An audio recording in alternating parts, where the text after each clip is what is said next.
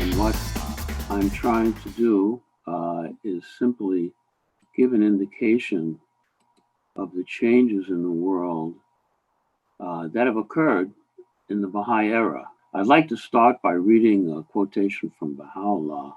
This is from the Tablet of Carmel. And when the hour at which thy resistless faith was to be made manifest did strike, thou did breathe the breath of thy spirit into thy pen, and lo, the entire creation shook to its very foundations, unveiling to mankind such mysteries as lay hidden within the treasuries of him who is the possessor of all created things.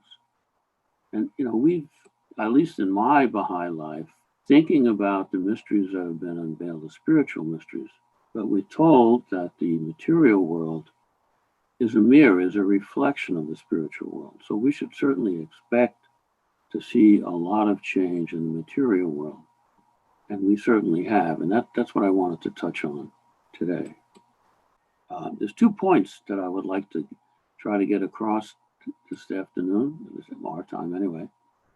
The first is that, the experience that we've had in our lifetime, which is one basically of constant change, and hard to imagine if we had been living in our grandparents' time, how different the world is. We have a sense, it's natural to have a sense that that's the way the world has always been, and that's been the human experience. But in fact, that's not the case. For many, many generations, there was very little change in the world. And people lived the same as their forebears many generations back. Just to give one example of the limits in change, when Napoleon's armies moved through Europe at the beginning of the 19th century, they moved at the same speed as Julius Caesar's army in 50 BC. So just to give you an extent of the limit of change, little change that had occurred. And I also, the other point I wanted to make is that many of the changes that have occurred in the material world, the material life, have had the effect of making it easier to accept the Baha'i principles. In fact, I would go so far as to say it's impossible for me to imagine the acceptance by a large segment of the population of Baha'i concepts and principles in the world that existed at the beginning of the 19th century. Let's take a look first at income. And this is per capita income measured in 1990 international dollars. It's from a study that was commissioned by the OECD at the turn of this century. And it goes back to the time of Christ, the year 0.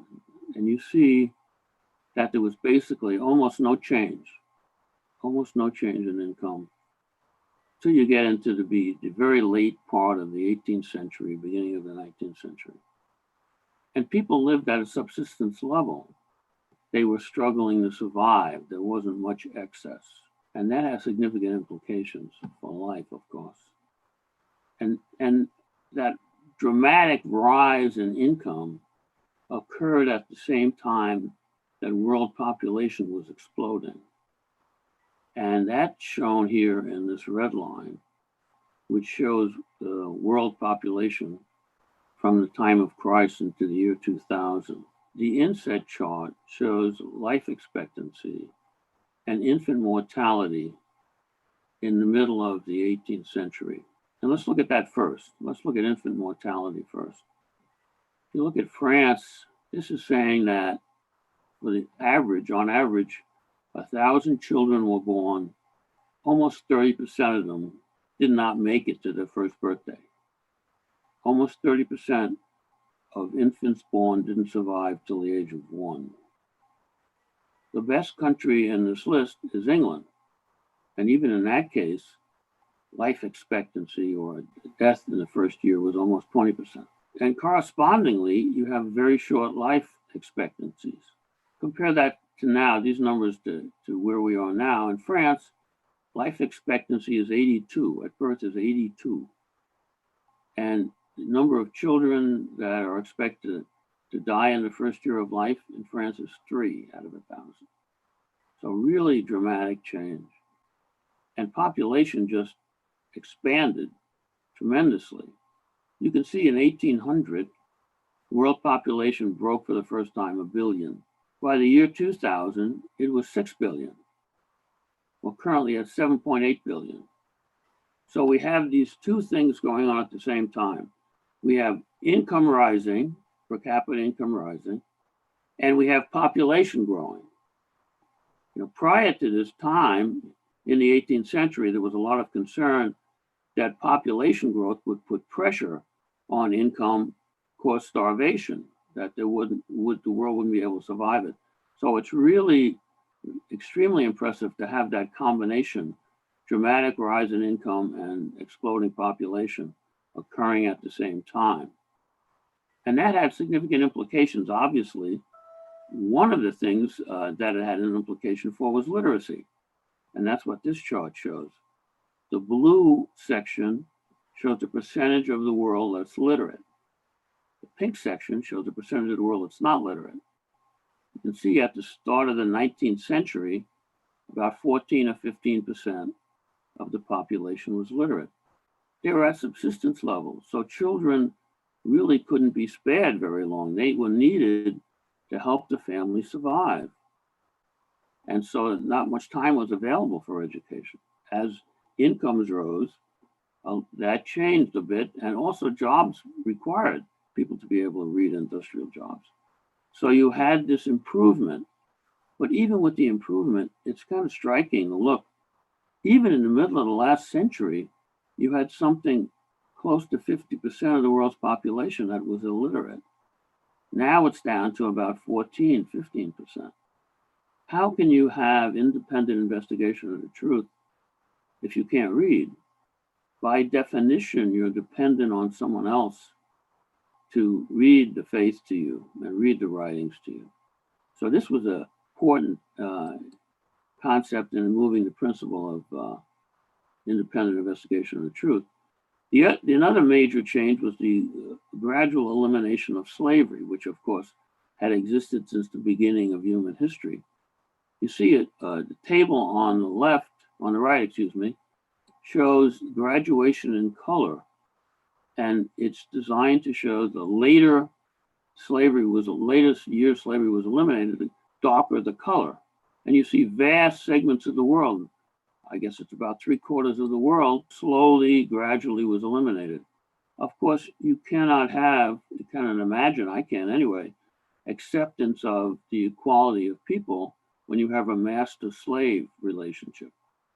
So the elimination of slavery certainly advanced the possibility of accepting that principle. The other thing that would improve dramatically or rose dramatically was world trade. And here we have an estimate of world trade. It's a combination of exports and imports divided by world GDP, starting in 1500.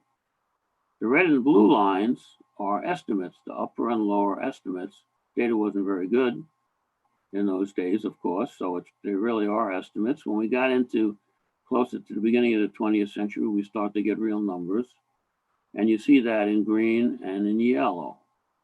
The yellow numbers are much more accurate. But even if you take the upper bound of where trade was in the beginning of the 19th century, it's expanded sixfold. And of course, trade means increased contact, increased knowledge, travel through countries, greater acceptance of other countries. It has, of course, important economic benefits as well. I don't want to get into the globalization argument here, but it has some positive benefits that we need to recognize.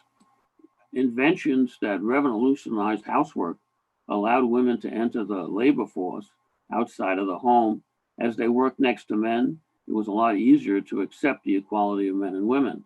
Significant segments of the world were colonized when Baha'u'llah and the Bab came. Think of India, for example, a massive population in India, most of Africa, much of South America. And so they gradually became independent. In fact, a lot of the independence didn't occur until the end of the Second World War.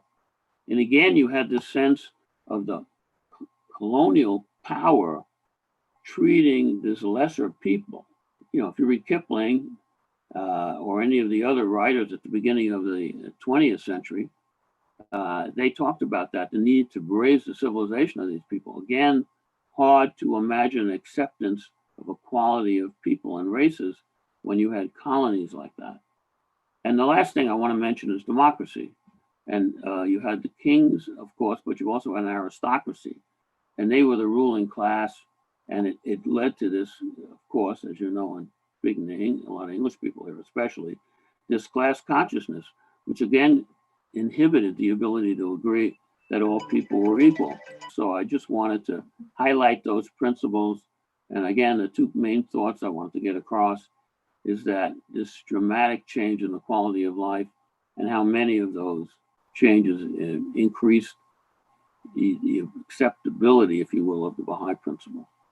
Maybe I just say very quickly again, I think one of the things that Baha'u'llah says is that, a way to, a proof point for the truth of the revelation is its impact on the world. And I've certainly been sort of hungry for that sort of evidence to be able to tell that story and to say, look, this is the impact. And I think it's a very valuable theme, and I'm very interested to know how we can draw those threads to show in even more detail the connections between Baha'u'llah's ministry and the revelation and the actions of the Baha'is, I suppose, and then those macro effects that you're mapping. Yeah, I'm not sure I would connect it with the actions of Baha'i so much as just the power of the Word of God and the release of forces by the coming of the Bab and Baha'u'llah. We're told that the words of God have special power for transforming things, and of course we have a special revelation. I mean, to me, it's striking. I was looking a little bit before the presentation. We used the term of revelation of Baha'u'llah, and I don't think that term is used by the other faiths. I mean, I looked up revelation of Christ, and the only reference was the book of Revelation. So it suggests that more things are revealed in this dispensation, and there's a greater emphasis on that, I thought. But I don't think it's so much the actions of the Baha'is that produce these changes. Thank you very much. Richard? Yeah, I just wanted to say exactly almost the same as Art, that as Baha'is, often we tend to be very centric to our community, and we think that the effect of Baha'u'llah will only be through the instrument of the Baha'i faith and of the Baha'i cause and the Baha'i community. And I think that is, that in a sense limits our understanding of the manifestation, that in fact the manifestation is pouring out on man the whole of humanity, all of these benefits, and that where we are today is as a result of Baha'u'llah, and not through the intervention of Baha'is, but because the forces have been released into creation. So all of our the television, our electricity, our communications, the way in which we travel, the way in which we think, are all post Baha'u'llah. Very, very few things about our civilization come from before Baha'u'llah. Yeah, if I could just add to that, there's a book by a noted American economist, Richard Gordon, and he specifically focused on the US, but I think it's relevant for the rest of the world. And he makes the argument that the century from 1870 to 1970, that the advances in that 100-year period were greater than all the advances in the rest of history. And he looks at it from terms of productivity, and he talks about things like electricity that are so transforming in so many areas. So I think that there's an increasing kind of understanding, that's the sense I have from what I've been looking at, that things changed fairly dramatically, quite dramatically, beginning sometime in the 19th century.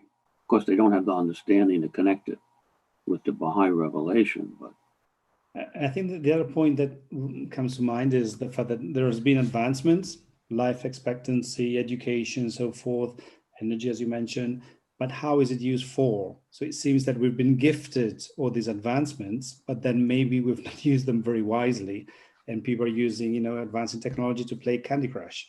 So, what's the point of it? I mean, let's use this for good as in. So we have seemed to be endowed with this great growth and advancement. Maybe now it's the time to refocus, and this crisis definitely is one of those points, to refocus how we can most benefit the society and everything around us in a positive sense.